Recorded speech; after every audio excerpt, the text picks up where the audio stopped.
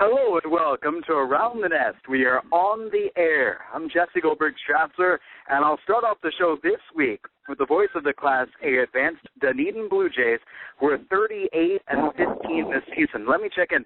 Tyler Murray, it's 38 wins right now, right? I haven't blinked my eyes and you guys haven't won again. No, you're right. It's the high water mark for the season, Jesse. 23 games over 500. And, the rotation has been just tremendous all year. And with Matt Boyd back in Advanced A in the Florida State League, it just got better again. So the good times are definitely still rolling in the FSL for the Blue Jays. Just beautiful. Yesterday we saw Taylor Cole, another fine outing. The offense did its piece, 10 hits, 7 runs. But let us begin with Taylor Cole and Chad Gerardo. And what did you see from them yesterday? Well, it's pretty impressive what they've been able to do this year, and you have to look at Arik Chung behind home plate with his consistency and giving his pitchers the confidence they need to throw the right pitches. And really, every pitch that these guys have thrown this year, it seems like no one has, at least those two guys you just mentioned, Taylor Cole and Chad Gerardo, they don't have a so-so pitch. There's no iffy deliveries from them. Cole has that great fastball, great changeup, great slider, and Gerardo with his fastball slider combination from that sidearm slot has been tremendous all year. But Taylor Cole, 9 more strikeouts yesterday. One of the best changeups that I've seen my last couple of years here in the FSL. Stone Crab struck out 9 times yesterday. That's the Tampa Bay Rays Advanced A affiliate. And they've got 4 first-round picks in their starting lineup alone. So great stuff out of Taylor Cole. And it just hasn't stopped. So many strikeouts for him. He's well on pace to break Joel Carreño's single-season franchise record of 173 strikeouts, which he set back in 2010, that is, if we're lucky enough to have Cole here all season. But he's just been so good out of the bullpen. And for Chad Gerardo, you think he's a lefty specialist with that sidearm slot, but he's actually getting righties out with more efficiency than lefties. So he's just been tremendous all season, and there are so few holes right now in this pitching staff. It's quite impressive. Well, something now that I'd like to see. The great pitchers of the DJs, whether Cole or Norris or Gerardo and the rest of the guys in the bullpen, trying to get out Marcus Connect, who has come off to the disabled list, and he has been unconscious. It's incredible. 9 for 13 this series. He's hitting over 450 in his last 10 games. The batting average, I hate to say what it used to be, but it's impressive. It was 189 10 days ago, Jesse. It's now up to 271. Literally unbelievable turnaround from Connect.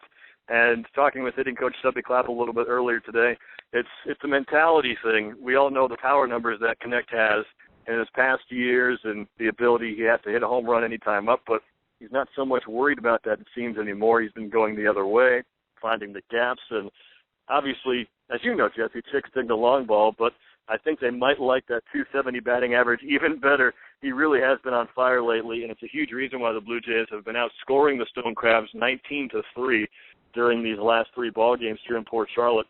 So we're seeing the all-fields, all-around, well-balanced hitting approach now from Connect, and he's using that underrated speed as well to help the Blue Jays out, and he really is on a roll, the hottest I've seen him in the last couple of years. We're joined by Tyler Murray, the voice of the people, radio broadcaster for the Dunedin Blue Jays, Class A Advanced, Toronto Blue Jays affiliate, and it's Around the Nest. Over the course of this show, we'll talk to the broadcasters throughout the system, Ben Wagner in AAA, Tom Goff here in Double-A. I'm Jesse Goldberg-Stratzler with the Single-A Lansing Lugnuts. We have a question from Bluebird Banter. We've partnered up with SB Nation this year. Derek Chung is riding an impressive 13-game hitting streak, now batting .331. The slash line looks great. Is he making good, solid contact, or how many of his base hits are simply seeing eye single? That's an amazing question, and I'm happy to report that Derek Chung hits the ball hard almost every time at the plate. Low-line drives or smacks into the alleyways. Every time he gets up there, he hits the line drive, it seems. So maybe I'll go the other way around. It's not so many seeing eye ground balls, but the kid's average could be even higher if he wasn't getting so unfortunate every once in a while with a couple of caught line drives. But he's got the perfect approach, I think, for a guy of his skill set. Never tried to do too much. He has his first 2 homers of his career this season, but overwhelmed him so much he hasn't focused on those 2 aberrations, trying to get home runs every time. Line drives up the middle, in between first and second, or in between shortstop and third base, and he's just staying within himself, getting the job done. Top 10 in the FSL now in batting average, top 5 and on base, and we all know how good he can be behind home plate, throwing out base runners. He's top 3 in the league now in efficiency throwing out would-be base stealers. So Chung really has been impressive. The 13-game hitting streak, the longest active in the league right now. He needs 3 more games with a hit to match Jorge Polanco of Fort Myers. That's the Twins affiliate for the longest hitting streak overall this season, 16 games. And if he gets a hit tonight, or maybe tomorrow because he's not starting tonight, he'll tie Emilio Guerrero, who had a 14-game hitting streak earlier this year. So Chung is not at all getting lucky with seeing eye ground balls. It is 100% legit, I can assure you of that. We're speaking with the A-Advanced radio broadcaster for the Toronto Blue Jays, Dunedin broadcaster Tyler Murray. And a further question, I guess a follow-up question, too, is about Derek Chung's defense and how it's looking. Oh, absolutely. It's been improving literally every game. We all know he started his professional career as an infielder with Vancouver, but he caught for a year and a half at Sacramento State. Go Hornets. They're in the regional championship right now for men's baseball in NCAA, but he's really adapted well behind home plate, and he definitely goes out of his way to make sure he knows what these pitchers want. He wants to get inside their heads like every good catcher does to understand what they might be feeling in a certain count, and we're seeing fewer and fewer heads shaken out in the mound from these pitchers. They don't shake off Derek Chung very often anymore, and he had a conversation, it sounded like, with Tony Davis when he made his first FSL appearance this season, and the conversation was from Tony Davis, you know, Derek, if you throw it down, I'm going to throw the pitch. And for the first time this season, Davis threw a 3-2 slider with runners on second and third and 2 outs in a big spot in a 2-run game a couple nights ago. And Chung asked for that slider on a 3-2 pitch. Davis threw it, and it was a swing and a miss for strike 3 to get out of a huge jam. So obviously the pitchers are getting more and more confident with Chung behind home plate, and obviously he's getting more comfortable himself. And I'm sure it won't be long until he's climbing the ladder. And the better he gets with each passing day, the more and more encouraging it is for him. Speaking of that, you've lost some DJs to promotion. You got Matt Boyd back, but Jorge Flores is now up in New Hampshire, and also Arik Sikula, a very well-deserved promotion. Absolutely. We're very impressed with them, very proud of those 2 guys, and a lot of options, I'd say, for a middle infielder promotion on the Blue Jays roster down in Dunedin. But why not Jorge Flores, who's hitting above 300? The defense was tremendous. As you know, a guy who plays with a bit of a chip on his shoulder. He's, I guess, undersized, relatively speaking, but amazing progress made by him since last year. And it was impressive, I think, that even in his last month of the 2013 season, Bobby Meacham, the manager last year, right away seemed to put a ton of faith in Flores, starting in pretty much every game, even though he was a late addition to the Blue Jays roster. Another good hard line drive singles hitter, tons of range out there, and a great hustler. He plays hard every night. And then Arik Sikula, I mean, look at the stat line. You can't say much more about him. Leads the FSL in strikeouts for relievers, strikeouts per 9 for relievers, and obviously a far and away saves lead for him. And it's just, as you know, he pounds that strike zone with all those different kinds of moving fastballs. And then he's told us his best pitch is actually the big breaking ball he has. And oftentimes hitters get so used to seeing that fastball that he breaks off the curve. And it sounds like he's had similar success, at least so far, up in Double-A. And looking forward to hearing from our Fisher Cat friends to see just how impressive he's been, eyeball test-wise, up in Double-A. But it was only a matter of time before Sikula went up, and it's going to be a big challenge to replace him, although Danny Barnes and company have done quite well as of late in his absence. I prepared you for a question of the week this week, but I saw in Bluebird Banter there were 2 separate questions that I was asked to ask every broadcaster in the system, and we begin with this one. Which team is the best-looking jersey in the Florida State League? Ooh, very good question. I like ours personally, the secondary logo with the D letter and the bird sticking out of the top. My favorite mascot, to go a little bit off track, is Hammer Our Head, the hammerhead shark for the Jupiter Hammerheads. That's the Miami Marlins Advanced affiliate down here. But there's a lot of good options, and in the end, I'm going to go with the Fort Myers Miracle for best jerseys. It's a nice crimson red, and they've got a palm tree on the front, which reminds you, of course, of the beautiful weather we have down here. So Fort Myers definitely gets it done. And maybe the crosstown rival Clearwater Threshers I'll throw in second place. They've got a cool multicolored uniform that says Clearwater across the front with a red and beige vest underneath. It's tough to describe, but I'd say Clearwater and Fort Myers, for me, are second and third behind the Blue Jays. And another question from Bluebird Banter. Who's your favorite player to watch? Favorite player to watch?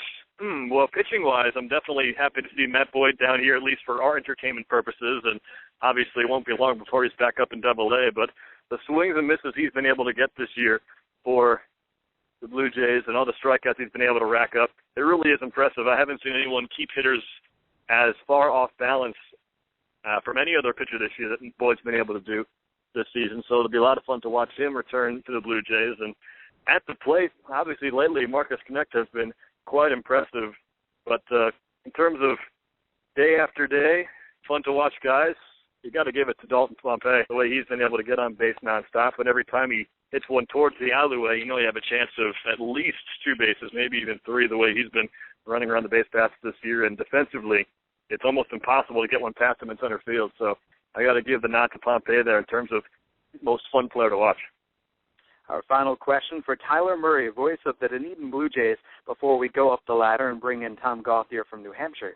Tyler, because this is now the time of increased promotions, and so you'll be getting guys from Lansing, you've already sent guys up to New Hampshire, what are the biggest adjustments at the Florida State League level that a newly promoted player has to make? I think the best answer I can give is for pitchers specifically, and we've seen younger, talented pitchers who've done well in the Midwest League struggle a bit in the FSL, not from the Blue Jays standpoint, but for other teams they've faced. And I think the biggest factor is having a consistent third pitch. We have a ton of players in this league who got by last year maybe on just a fastball change-up combination, and that's great, but until they add that third pitch they can rely on every once in a while just to mix things up, they might be struggling a bit. And Taylor Cole's a great example. I mean, we've seen his numbers through the past couple of years, solid numbers, ERAs in the high 3s and low 4s, and that was mostly fastball change-up combination for him. But now that he's added that consistent slider, we've seen a huge step forward from him. So he's the guy I look at, realizing that adding that third pitch, and for him it's the slider, that can take you to a whole nother level. And in the FSL, hitters, if they know it's either fastball or changeup, they can eventually adapt and pick their spots. But when you throw a third pitch in there, things change, and that's a big step up, I think, for guys heading to the FSL. Tyler Murray, the voice of the Dunedin Blue Jays, thank you very much for joining us this week. Jesse, always a pleasure. Talk to you in 7 days. Beautiful. And from Dunedin, let's mosey our way up the ladder and join Tom Gauthier, the voice of the New Hampshire Fisher Cats. Tom, how are you? I'm very well, guys. I'm sitting in Altoona Curve. There's a giant roller coaster in left field. We have batting practice going on in probably what is maybe the most truly legitimate stadium in all of the Eastern League, so it's a pretty good day. Have you ever, I'm not going to say ridden the roller coaster, maybe you have, but what's the craziest thing you've ever done at a visiting ballpark?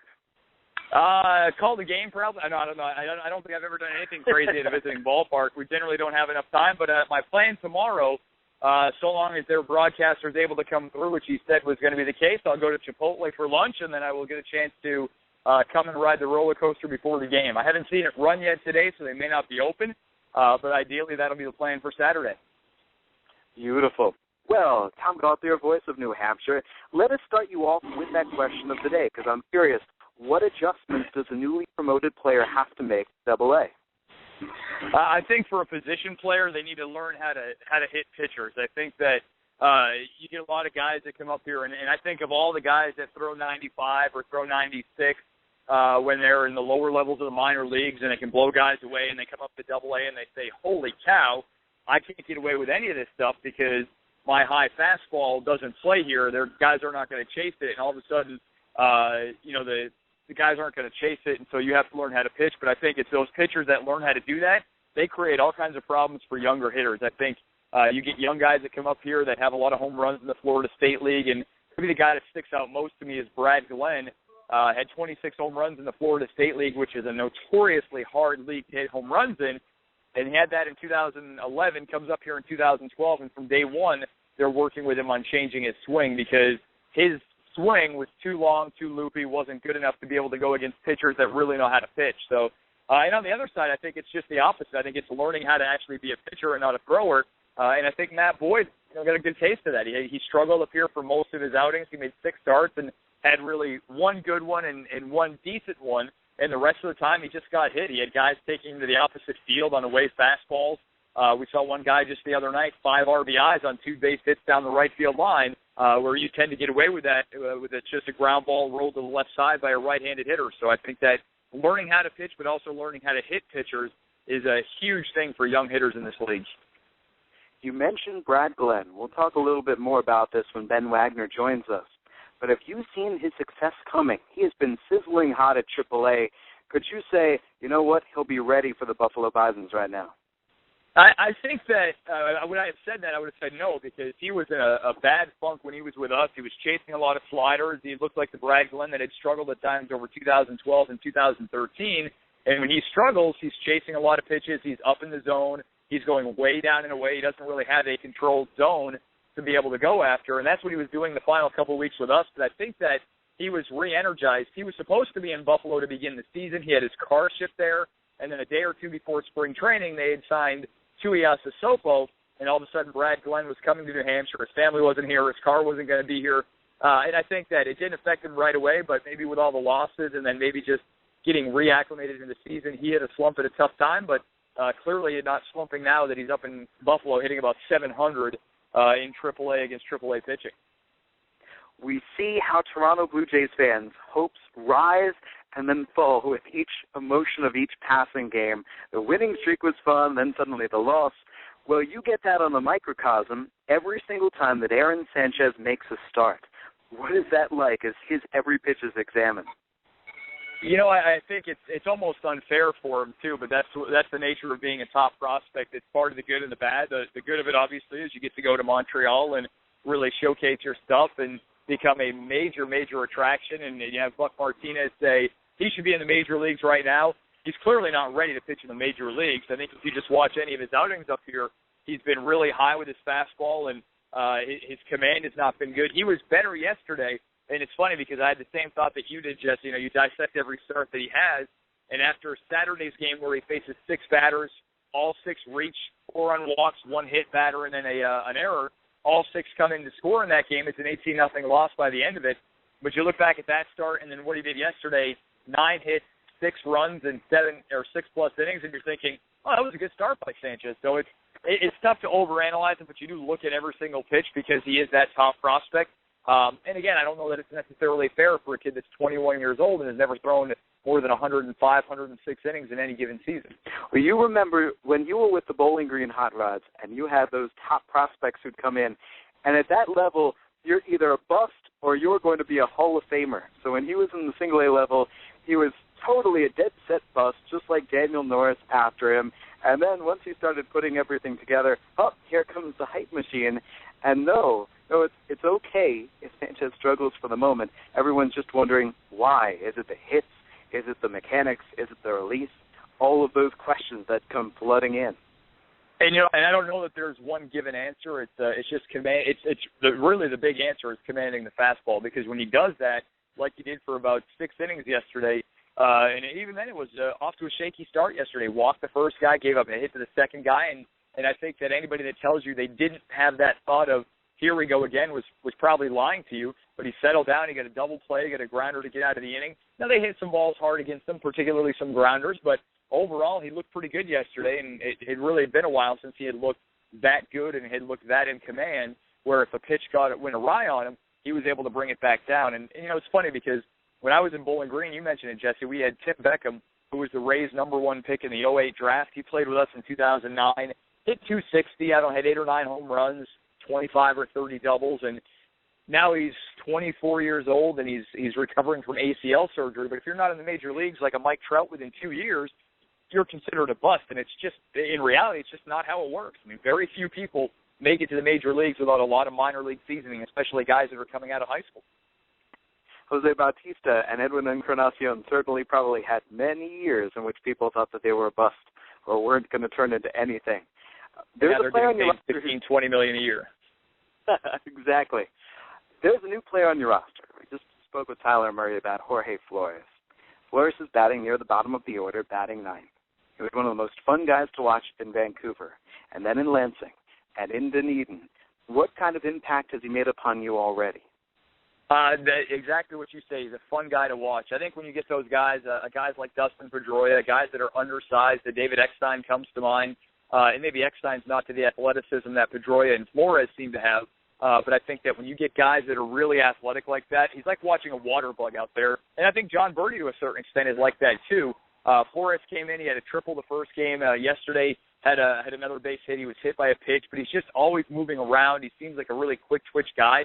And guys like that are fun to watch, especially guys that are a little bit undersized that still make great plays. He's got a cannon for an arm.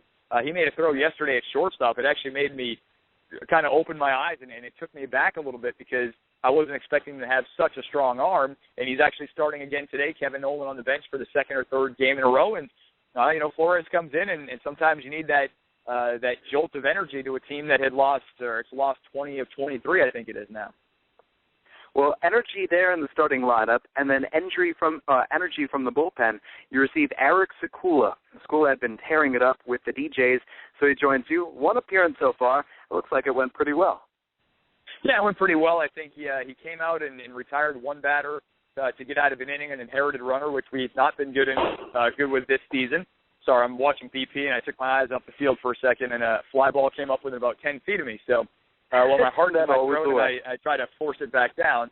It looked pretty good. It'll be better, I think, when we get home, because when we were in Binghamton, we don't sit behind the plate. We're off to the side a little bit, so we didn't get to see that big breaking ball that Tyler referenced down in Dunedin, at least from a really good vantage point. But we'll be back home on Tuesday, and I'm looking forward to watching him pitch because he's a guy that's he's got a weird pre-pitch delivery. He's got that wide stance. He seems very almost like Nomar Garcia-Parra. He licks his hand. He rubs it on his pants, his elbow back on the hat, back on his pants. He just can't seem to sit still while he's out there on the mound. And guys like that are always interesting to watch because you never know what's going to happen. You don't know if they can actually control themselves. And through one outing, he was very good and was able to do it just fine. Questions passed along from Bluebird Banner real quick before we move up the ladder to AAA. First things first, what's your favorite jersey in the league? I have not seen the Akron Rubber Ducks yet, so I have to withhold judgment on this because Akron is the one team that switched logos this year, and we haven't seen those jerseys yet. Just we've seen them on the graphics and on designs and everything. So I will hold off on those. I think if we had one that featured our Uncle Sam logo, I think that'd be in my top 5. It still isn't one of my top 3 logos, but I do like the Redding Flank and Phils. I like their new logos. Akron has a pretty good logo. Just waiting to see the new jersey, and even Richmond's has some pretty cool. Richmond has some pretty cool jerseys, but I would say that it's probably going to be Akron once I see the jerseys up close and in person. And lastly, the final question from Bluebird Banter is simply, who's your favorite player to watch? Favorite player, I think, so far this year has been it's probably been Mookie Betts, just because he's been the Eastern League's best player. He's probably been one of the best players in minor league baseball. One of those guys that's a do-it-all. He's a really good hitter. He gets on base a ton. He can run. He's got a little bit of pop in his bat. Plays a pretty good defense. He's been able to play multiple positions. So I think that he's probably been my favorite player to watch so far. But again, we haven't seen the Western Division. Tonight's our first game against a Western Division team. So part of me wants to hold off and withstand judgment at that. And part of me is actually interested in seeing kid Stetson Alley tonight, who came up through the Pirates system. They drafted him as a pitcher, gave him some $2 million signing bonus, and within a year and a half, he had thrown more walks than innings pitched. He was done pitching, and he's converted to this big, burly power hitter now. So I'm actually interested to see how he looks after watching him pitch and really struggle in 2009 in the South Atlantic League. Tom Gothier, the voice of the New Hampshire Fisher Cats. Let's see, coming up on the schedule for the Fisher Cats. Well, right now, as Tom mentioned, they're in beautiful Altoona with Rodimus Liz going to the mound tonight. Tom, enjoy your weekend. We'll check in with you next week. Thanks, guys, and I'll take a picture on the roller coaster tomorrow for you. Love it. Looking forward to it. And from Tom, right on up the ladder, we've made our way to AAA. We join Ben Wagner, the voice of the AAA Buffalo Bisons. Ben, how does this find you? Well, coming off a long road trip for the Bisons that went 3-5, split a 4-game set in wonderful Louisville, Kentucky. Indianapolis was not as kind with Hoosier hospitality. Buffalo dropped 3 out of 4. But in terms of road trips for guys like us to stay entertained, it's hard to find 2 better tours of duty in the International League. So, you can come back home and think about the wins and the losses, but for me personally, a lot of satisfaction being from the Hoosier State originally. Had some time to catch up with friends and family, so I'm still riding Cloud 9. Well, good. What it meant for Liam Hendriks to be called up to the Major Leagues. Now we find that Bobby Korecki is also receiving the call. So what these players are doing in Buffalo, notice has been taken. The Blue Jays are playing terrific baseball, and here are the Bisons coming up to help. Well, I think that's exactly right. The Bisons are there to help, and you are ultimately the insurance policy for the Major League roster. But also you have to think about, at the same time, the guys that are performing are now getting rewarded, which is great news from a free agent standpoint. It's also a motivator within the Bisons clubhouse at the same time. Hendricks was going out and he was doing exactly what he wanted to, executing pitches, but at the same time he was going out and he was giving Buffalo depth, and that's something that the Blue Jays were trying to find, and they needed somebody to jump into that rotation that could provide it, throw strikes, and perhaps get them deep into the ball game. And clearly the option was Liam because of the success that he's had in this league historically, the kind of year that he was putting together. And it was great not only from this clubhouse perspective, but also just from, I think, everybody in player development. And the guys that gave him the long look then eventually gave him the nod to walk away very satisfied with the kind of outing that Hendricks had in his Blue Jay debut. Talk about success.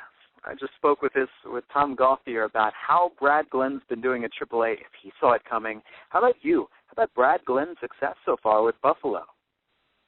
Well, you could definitely see it coming, and I go back to last year. You could see a guy that was ready to graduate from one level to the next and move up, and he was challenged at times, made some adjustments, got it right back on track, and is just a menacing force in the batter's box with what he did on the past road trip. I think he had a breath of fresh air. He knew he got squeezed in the numbers game and bumped down a level. You talk to everybody in spring training, it looked like Brad Glenn would have been one of the guys that had been ticketed to start the season at AAA. But when you acquire Matt Tuiasosopo, his versatility, plus you sign Brett Carroll, veteran guy at this level, major league service time as well, those are good guys to have not only within the clubhouse but in the organization in case some of your players in development mature a little bit slower than what you were expecting all of a sudden. So you don't want to be surprised you hit out of the blue with either injuries and all of a sudden you're scrambling to find some depth. So, you know what, Brad, I think, came to Buffalo with a clear mind, knowing that he, one, belongs here, he deserved to be here, and also he's proven it at the plate. He's swinging and driving line drives all over. He had a little bit of a setback last night and came out of the ball game, but it's no surprise that he's having success. A question from Bluebird Banter, and I quote, "How about those Bisons affiliate throwback jerseys?" Unquote. Your thoughts, sir? Yes, I love them. For the Blue Jays weekend coming up at the end of the month, the 21st and 22nd, it's now a two-day event because of the success of 2013, one single-day event. We said, all right, we can stretch this out. Let's get some big-name guys, and when you can bring in Kelly Gruber and also Fred McGriff, you can have great fanfare and opportunity to see them on the field, sign some autographs. That's great for the fans, but also, make it a true affiliation tie-in.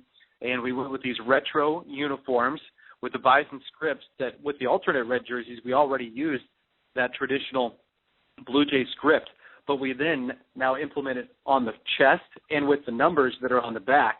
They're sharp, and the social media sensation that it became immediately when it went public, I think it looks great. I love the uniform more so than the cap.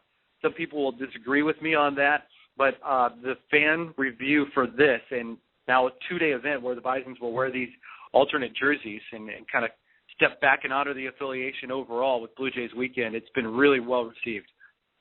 I'm looking at them right now. All you have to do is go to Bisons.com, and there are the affiliation throwbacks. I agree with you about the jersey, and you can tell Kelly that in the time that he spent between when he was a Buffalo Bison and now, he's moved up from Double-A to Triple-A. They were a Double-A squad back then. Oh, that's awesome. Yeah, I look forward to meeting him for the first time, and I'm sure most of the guys, they're so awesome, by the way, as everybody knows, and, casual listener may not. A lot of the time that these guys are asked to do some of the media, Fred McGriff has been awesome, and it's always a treat to talk baseball with him, but it also will be a real treat to have him in the broadcast coming up at the end of the month. Another question from Bluebird Banter for Ben Wagner, the voice of the AAA Buffalo Bisons, simply wondering about Sean Nolan's status. Sean Nolan had a little bit of a setback with the groin injury, and it was not on the play of which he dove and then dug up a little turf on a play here at Coca-Cola Field during his last start. He did leave that start a little early for the Bisons, more as a precautionary. but it was just a groin pull that put him on the disabled list, and they're being very cautious, one, because those things will linger throughout the course of an entire baseball season, but also the fact that he had a groin injury before 2013, and that's why he came out of the gate a little bit slow last year, starting first in Double-A and then going to the big leagues, but then coming to Buffalo as well. So they're being very cautious with it. They don't want to rush him back. They don't want to push him, to get ready by a certain date. I can't say this. On the road trip, he was as active as he's been since the injury in terms of physical workouts and trying to get back to baseball activity. So I think definitely we're closer to seeing Sean Nolan return on the mound than we are further away from seeing Sean Nolan return to the mound. Let's go through our questions of the week. First, a couple of questions via Bluebird Banter. One is, what is your favorite jersey in the International League? I guess if you'd like to, you can now say the throwback thread. I'm 3 weeks away probably from having one of my favorite jerseys of all time. From a Bison perspective, that's one of the cooler things that we've done. I really like the new uniforms that Rochester has unveiled this year. They came up with a new look in terms of logo, in terms of font, and how they were able to mesh it with their home, their road, and their alternate uniforms. I think Rochester did a really good job kind of honoring, in some aspects, baseball lineage of the city and its longevity with the game at the professional level, but also with kind of that new sleek look that they've got. I would rank Rochester's new look out in front. And yes, believe it or not, people, I would even rank it above Lehigh Valley's Bacon uniforms that seem to be all the rage. But I like the clean, crisp look, if you will, of the Rochester uniform, and I think their home whites will stack up with anybody in the game. Because I keep kosher, I stay out of the bacon debate. I try to keep my distance. We're speaking with Ben Wagner, voice of the AAA Buffalo Bisons on Around the Nest. We've made our way up the ladder from the Florida State League to the Eastern League and now in the International League. And I see tonight it's the annual post-game home run derby for Buffalo. Esmil Rogers going to the mound at 7:05 p.m. and then the derby. Tell me about this. Well, it'll be fast and furious. It's just a treat annually for the fans here at Coca-Cola Field. Some of them arrive unsuspectingly, knowing the home run derby will unfold at the end of the ball game. But the game ends. Gary Allenson will go to the mound. They'll set it up in a BP style with the L screen just to protect whoever's going to throw the batting practice for the players. I believe 3 individuals will participate this year, and it'll be fast and furious. It is a winner-take-all, and hopefully you can see some long balls during the game, but then the participants will try to ooh and ah, packed house before fireworks with the crown for the clubhouse only. So it's Bison versus Bison. We did not ask any Syracuse Chief to participate in this round. If they'd like to, they can go out there and shag flies, I guess. Oh, yeah, of course, yeah. If they want to stick around on a travel day, that's fine. Yeah, sure that's what they want to do is hang out for an extra 20 minutes at the yard. Last question from Bluebird Banter is simply, who's your favorite baseball player to watch? Wow. Oh, man. That's a really good question because there have been individuals this season that have been a cut above. You could classify Marcus Stroman in the rotation as being that, and his 6-inning no-hit bid just before he made his major league debut was one of the better pitching performances I've ever seen in this ballpark. We are on the heels of the Indianapolis series, and Gregory Polanco was as billed. With the 5 tools that he displays, he is a physical specimen to watch on the field as well. And while he started slow in the series and only played 3 out of the 4 games, you saw every tool on display because he ran the bases tremendously well. He made a couple of very long throws on the fly. He's got a top flight arm like Blue Jay fans would recognize formerly with Moises Sierra and also of Anthony Ghost. That kind of caliber strength in his arm. Needs to hone in on the accuracy a little bit. Kind of reminded me of Moises Sierra a couple of years ago. But I would say he is one of the players. I really enjoyed Oswaldo Arcia as well last year in the Twins organization. Of course, now he's in the big leagues, but those are some of the guys and people coming through Buffalo that I've really raved about over the last couple of years. Of course, Matt Harvey was something special to watch while he was here, and even Zach Wheeler towards the tail end of that 2012 season. And finally, our Around the Nest question of the week is simply, for those new players arriving at the AAA level, what adjustments do they have to make? Well, I think one thing, if you're coming from the lower levels, from a position player perspective, you're going to have zone discipline. You've got, at times, some young guns that are working their way trying to be at the big leagues, or guys that are crafty enough to have immediate success here in the AAA level and then move over and be that stopgap like a Liam Hendricks is. So you've got guys that at the plate you need to have a zone discipline, and you need to have a plan and not be baited by somebody's set-up pitch, because a lot of these guys have either seen that player or know players on the mound perspective, that can go out and attack. And from a pitching perspective, you have to be able to execute. Mistakes get hit in the International League and across AAA baseball. Not at the alarming rate that they will get hit at the big leagues when pitchers make them, but it's very close. And that's why some of these guys are labeled as fringe guys, because when you're in the lineup, like a Dan Johnson, and you make a mistake, yes, he's walked almost 50 times in 50 ball games this season, but he has a very strict plan, and he knows where his strike zone is. And as a pitcher, you need to attack that. So it comes down to discipline at the plate and executing pitches if you're on the mound. Those are two of the biggest things you have to do moving up and talking to guys that separate having good success either sooner or later moving from Double-A to Triple-A. We're speaking with Ben Wagner, the voice of the Buffalo Bisons, who will be home all the way through June the 8th. You get to unpack, and maybe you might even have to do laundry, Ben. Oh, my gosh. Yeah, this is uncharted territory. 10-game homestands, it's a rare occurrence. So especially this time of year when you get into the summer, because in the International League you can jump around a lot with 2- and 3-game series. So this is a definite luxury for the broadcasters, the people who work in the ballpark, but also for the fans. Get a couple of great weekends, great promotions all week long. So if you're coming over the border to visit us in Buffalo or listening from Western New York's perspective, the ballpark will be hopping over the next 10 days. Beautiful. Go to Bisons.com for all the information you need. Ben Wagner, the voice of the AAA Buffalo Bisons, thank you very much. Until next week. Until next week. Thanks again. Beautiful. Well, that's Ben Wagner with AAA Buffalo. We've also spoken with Tom Gauthier of Double-A New Hampshire and Tyler Murray of A-Advanced Dunedin. I'm Jesse Goldberg-Strassler with the Single-A Lansing Lugnuts. Trey Wilson is actually away at a concert, so it's me holding down the fort for the Lansing Lugnuts this week. And let's see what questions we have across the wire. For example, a question sent in from a Bluebird Banter commenter: when do we expect to see Matt Dean back in the lineup? Dean has been dealing with an oblique injury. And so with his energy and with his charisma, he's been aching to get back in and slowly but surely building his way back. Still might be a week or a couple of weeks away.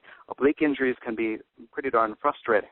See, as far as the best-looking jersey in the league, I got to go with the Beloit Snappers. The Beloit Snappers are in Beloit, Wisconsin. They're in the Western Division. They play in one of the smaller ballparks in the league. I believe it opened up 1982 or thereabouts, and John Gibbons was the ball player for them. Beloit has very new batting practice jerseys this year, set after soccer or rugby style, and they are gorgeous. All you have to do is Google them. There's a stripe across the front of the chest. Their colors are green and blue, and rather a drab green and a drab blue, but the BP look is outstanding. And the Lansing Lugnuts with a flashy black and red generally draw a lot of notice as well. Other questions sent in. Well, for example, favorite player to watch? The Lansing Lugnuts, probably Shane Dawson. So Dawson's a left-hander. Currently he's been placed on the temporarily inactive list because of a personal matter. But Shane Dawson will change speeds on his fastball from 79 all the way into the low 90s. Curveball and a changeup, and he works real quick, and nothing comes in at the same speed. So when Dawson is on the mound, you generally see the opposition flummoxed, throws a lot of strikes, gets a lot of strikeouts, and he works as quickly as possible with a crazy intensity. At the very least, he's going to battle his way up the ladder. There might be nobody who's a more fierce competitor than him inside the white stripes. And when he crosses the foul line, well, he crosses it unlike anybody else. He sort of swivels his way toward the line, turns his hips parallel to the line, and then suddenly steps over an imaginary stanchion. So from the Lugnuts, I would say probably Shane Dawson's my favorite player to watch.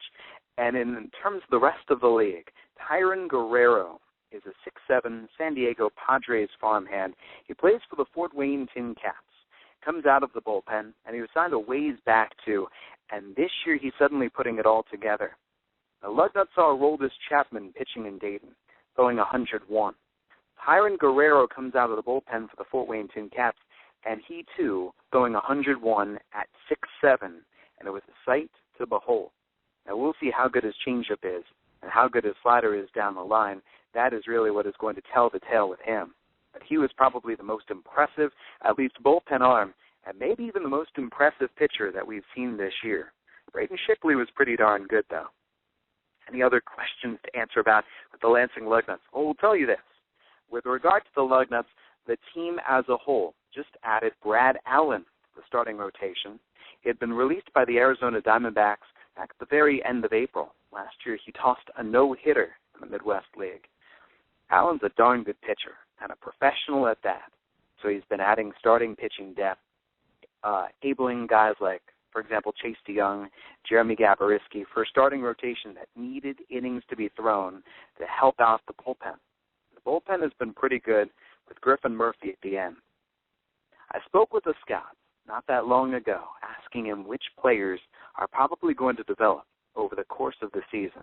They gave me names such as Chase DeYoung, Dawel Lugo, whom he thinks is going to be very good, and the usual suspects. Get ready for Mitch Ney, Matt Dean when he's healthy. We'll see how DJ Davis performs. Alberto Tirado with the live arm. No, he hasn't shown terrific command start after start after start, but Tirado's still got the stuff, so it's fun watching him. I'm Jesse Goldberg-Strassler, and this is Around the Nest. And for now, for the moment, what we love to do is play an interview for you. Give you the opportunity to hear what some of these Toronto Blue Jays farmhands are like in person. So, for example, here's a conversation that I caught up earlier this week with Lansing Lugnuts first baseman L.B. Dantzler, the 2013 Northwest League Player of the Year. Checking 1, 2. Joined by L.B. Dantzler, I'm Jesse Goldberg-Strassler. L.B., what do you enjoy most about baseball? I would say just the general everyday grind. You know, it's not for everyone. In college, it's just a lot different. You're not used to being out here every day, and it's tough, definitely an adjustment, but you learn to love it, and I just love coming to the field every day. What was your path to play at South Carolina? Out of high school, I didn't have many offers. Had to go the junior college route, which in hindsight was a big blessing because I don't think I would have been ready for the SEC or pro ball right out of high school. I had a lot of growing up to do, just needed to get bigger and stronger. Went to Manatee Community College down in Bradenton. Was there for 2 years. My first year was pretty bad, but that fall of my sophomore year, South Carolina came and saw me play a couple times, and I did pretty well, and was fortunate enough to get a chance to go play there, and the rest is history from there. Your initial experience in South Carolina, how did that feel to play in the SEC? Oh, it was awesome. Chaz and I joke all the time, go back. That's Silverstein as well about SEC, ACC. I don't have anybody else here to back me up after Kendall left, but the SEC is just awesome. There's 8,000, 9,000 fans at every game, just loud, and it's like a party. It's just to get to play in front of that atmosphere is just special. What's the best stadium atmosphere you've ever played in? Carolina Stadium's pretty awesome, but College World Series was awesome as well. But just they're all tough. I don't know. It's hard to pick. But the one that I initially say is LSU. It was just, they have 11,000, 12,000 fans at every game, and you're just surrounded in a sea of purple and gold, and just intimidating but awesome at the same time. Let's go back even earlier. You're from Winter Haven, Florida, and when you were younger, you had the opportunity to be, correct me if I'm wrong, bat boy at Cleveland Indians spring training. How did this work out? Oh yeah, that was really cool. I went. My dad knew a couple guys, pulled some strings, and in 4th grade I was the opening day bat boy for the first game of the year. And after the game, the guy, I believe his name was Tony, the clubby, just said, "All right, we'll see you back here tomorrow." And I had no idea I was doing it again the next day. And we talked to my school, and they were cool with it. So every game that year, I ended up being the bat boy, and I did it for 4 more years after that, and it was just an awesome experience getting to see what it was like to be, a big leaguer, and even a lot of the younger minor league guys. It's cool to see that side of it, as a young kid, and now actually be playing and living that lifestyle. It's just kind of surreal. Which Indians made the biggest impact on you?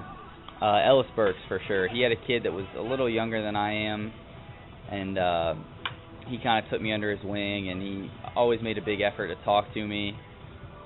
Guys like Jim Thome, Russell Branyan, Omar Vizquel, they all 3 were really, really nice as well and made an effort to talk to me, but Ellis Burks was the one that I would say had the biggest impact on me. From that experience, and now here you are playing professional baseball, how has that shaped the way that you view playing baseball? It definitely changes how I approach fans and bat boys and stuff, because at that time they weren't even people to me. They were just like, these are gods. They're professional baseball players. But now I see this. I'm just a regular guy. We're all just a group of regular guys, and it can make someone's day just by tossing them a ball or taking time to have a conversation with them. So it definitely has changed and helped help me reach out to fans and younger baseball players. Joined by L.B. Dantzler of the Lansing Lugnuts. How did you get the initials L.B.? My dad's name's Brad, and instead of being Brad Jr., I go by Little Brad. So my parents came up with it before I was born, and it's just stuck. How tall is your dad?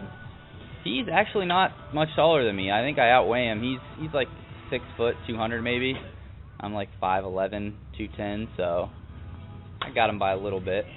Any other athletes in your family?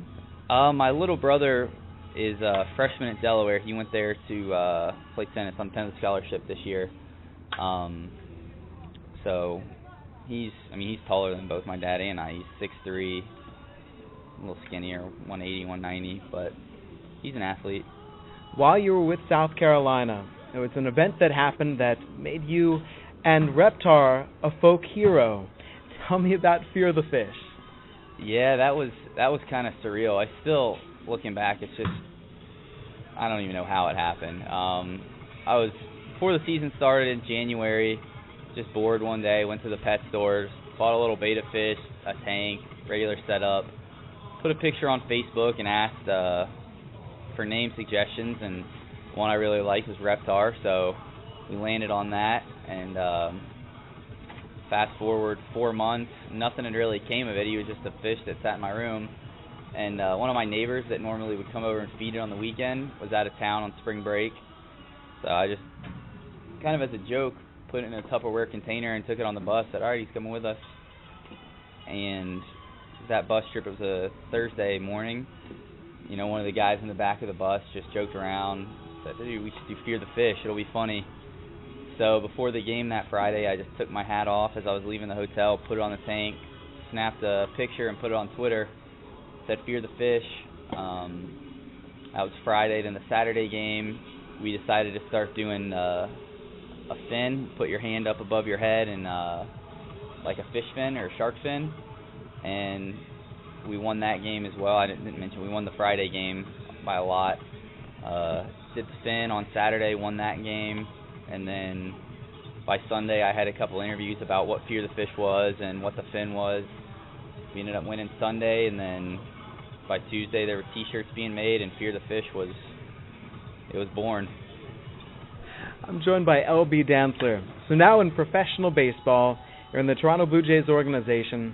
How did you find out that the Blue Jays had drafted you?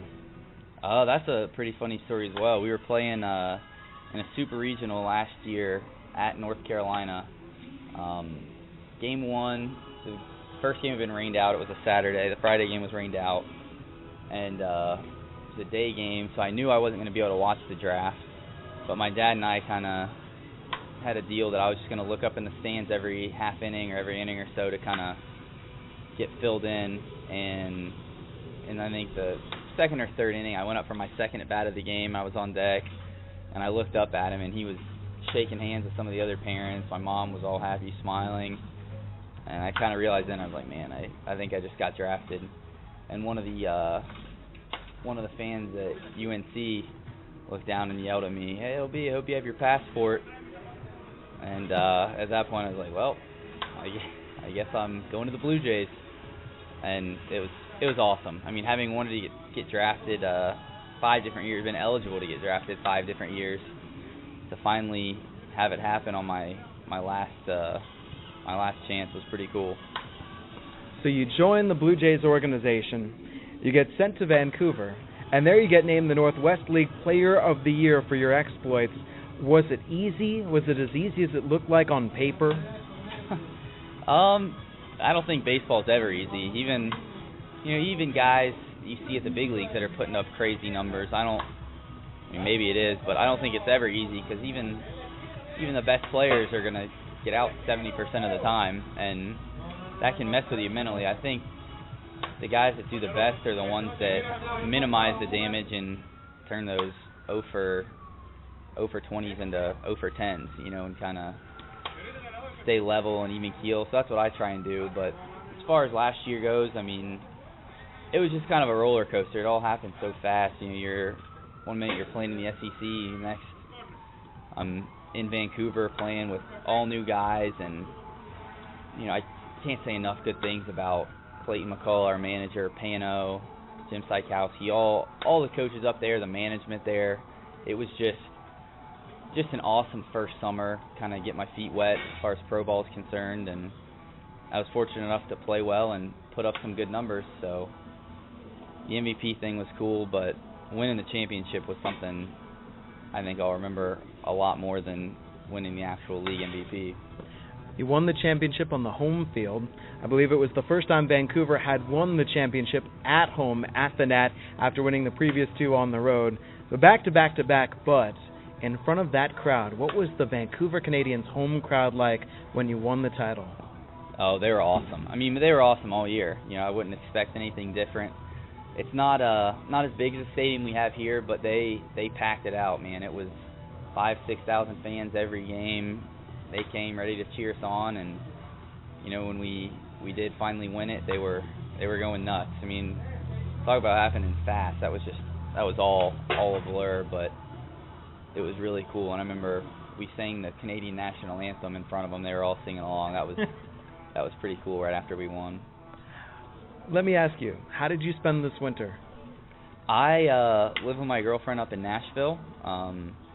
We've been together for 2 years now, 1.5 years, and had never actually been in the same city together, because when I was in South Carolina, she lived in Nashville, and then I went to Vancouver, so I went up there to be closer to her, and worked out at Vanderbilt. The coaches there were really nice and let me use their facilities for free. Great facilities. So it was just working out every day and hitting every day and trying to get in a routine and get in shape for this year. And your first off season's always a little bit different because you don't know what to expect. I hadn't had more than 2 weeks off in my whole baseball career, so it was a little bit of an adjustment, and I think this off season I'll know a little bit more what to expect and have a better plan. But it went well, and I had a lot of fun. Nashville's a cool city, and I feel like I did what I needed to do to get ready for this year. By the end of this season, what do you hope to accomplish? I don't know. That's tough. It's minor league ball it's such a different game than college, because you go to South Carolina, I know I'm going to be there for 2 years no matter what. That's the deal. Here it's one day you get a call and you're playing well, you can go up. You're not playing well, you can go down. So I think as far as those goals, I can't control any of that. So I think setting a goal in something you can't control is hard to do. So I would say my goals are more, have good quality at bats every time at the plate and just compete every day in and day out, and just kind of hope for the best. Just hit some balls hard every day and win a lot of games. And wherever I end up, I end up. And finally, what is the craziest thing you've ever seen on the baseball field? That game in Fort Wayne the other day had to be up there, that's for sure. I'm trying to think. I don't know. Last year in Vancouver, we had our right fielder had like a dance-off with a mascot in the 9th inning. Just not planned at all, just spontaneous. The mascot, and Eugene was out there just trying to dance with him. But yeah, that game in Fort Wayne got a little chippy. The bench is cleared, and Lev came in and pitched. It was Star Wars night. That whole thing was something. But I don't know. I think those two are probably up there. LB Dantzler, thank you very much. That's LB Dantzler of the Lansing Lugnuts. I'm Jesse Goldberg-Strassler, wrapping up this week's edition of Around the Nest. So you heard my voice with the interview. And now I thank, first from the AAA Buffalo Bisons, Ben Wagner. Second from the Double-A New Hampshire Fisher Cats, Tom Gauthier. From the A-Advanced Dunedin Blue Jays, Tyler Murray. And you don't know what kind of a rush it was for Tyler to have to fulfill his media responsibilities, then hustle to get on the air. And I thank LB Dantzler with the Lansing Lugnuts. I thank you for tuning in. Also, I thank you very much if you posted any comments or send in any tweets. We love to receive your questions, and we'll answer what we can as we go around the nest every single Friday, starting at 5 o'clock, when short season teams open up. And it won't be long now. We'll be hearing from Vancouver and from Bluefield to hear how all of those short season farmhands are performing. It's going to be fun. It's going to be a lot of fun. And to answer our question of the week for Around the Nest, what are some adjustments that players have to make for the Midwest League level? For pitchers, they must commend their fastball. You heard with Tyler Murray and A-Advanced Dunedin saying they have to have a third pitch. Well, in the Midwest League, they have to have that fastball. They have to be able to throw that fastball for strikes, have to be able to get it there knee-high at the corners. And once they've got that fastball good, then hopefully they've got that second pitch at up a level, and they can worry about a third pitch to work on. And meanwhile, for the batters, just trying to work on barreling it up and a consistent swing, a good approach, and most importantly for pitcher and hitter, getting through a full season. All of those guys are used to it at A-Advanced, Double-A, and Triple-A, but it's a long year from April through September. You might get high now. You never know what might happen down the road. There's some really cold days. There's some rainy days. There's some days where the heat just takes all of the energy out from you. And so you have to be ready to go a full year. That does it for this week's Around the Nest. Till next Friday, we hope you enjoy the baseball this weekend and all next week. Until next week, I'm Jesse Goldberg-Strassler, thanking you.